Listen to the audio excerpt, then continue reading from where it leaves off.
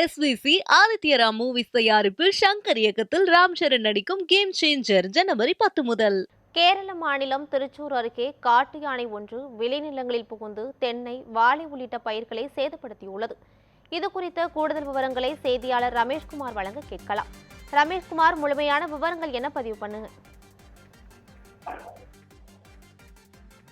கேரள மாநிலம் இடுக்கி, வயநாடு உட்பட பல்வேறு மாவட்டங்களில் இந்த காட்டு விலங்குகள் திடீரென விளைநிலங்களிலும் சரிதான் நடைபெற்று குடியிருப்பு பகுதிகளிலும் நுழைந்து வருவதால் மக்கள் மிகப்பெரிய ஒரு அளவில் பீதி என்பது அடைந்திருக்கின்றன.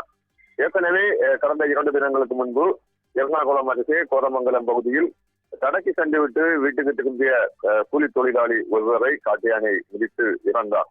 இந்த பரபரப்பு அடங்கும் முன் தற்பொழுது திருச்சூர் மாவட்டத்தின் வெட்டிலப்பாறை என்ற பகுதியில் காட்டு யானை கடந்த 2 தினங்களாக சசி, அதே போன்று வக்கீஸ் என்பவரது விளைநிலங்களில் இருந்த அந்த தென்னை, அதே போன்று வாழை உட்பட பயிர்களை நாசம் செய்தன. இது மட்டுமின்றி இன்று காலை திருச்சூர் காவல் நிலைய வளாகத்திற்கும் அந்த யானை என்பது வந்து அங்கிருந்த வாழைகளும் சரிதான், அதே போன்று சிறு தென்னை உள்ளிட்ட மரங்களையும் அது சேதப்படுத்தி இருக்கிறது.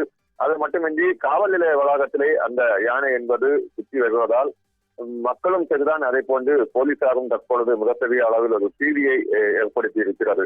தொடர்ச்சியாக இந்த யானையை அந்த பகுதியிலிருந்து வனப்பகுதிக்குள் விரட்ட வேண்டும் எனவும் பொதுமக்களும் சரிதான், அதே போன்று போலீசாரும் தற்பொழுது வனத்துறைக்கு தகவல் தெரிவித்திருக்கப்பட்ட நிலையில் தற்பொழுது வனத்துறையும் இந்த யானையை அங்கிருந்து துரத்த ஒரு முயற்சி என்பது எடுக்கப்பட்டு வருகின்றன.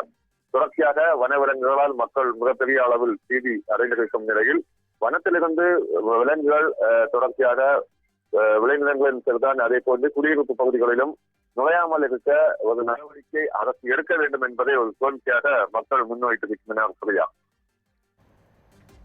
முழுமையான விவரங்களை வழங்கியமைக்கு நன்றி ரமேஷ்குமார்.